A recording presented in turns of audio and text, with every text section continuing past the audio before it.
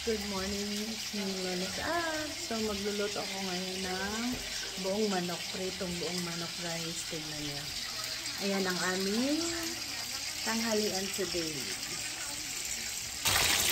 Ayan guys, pinaupong manok. Charot.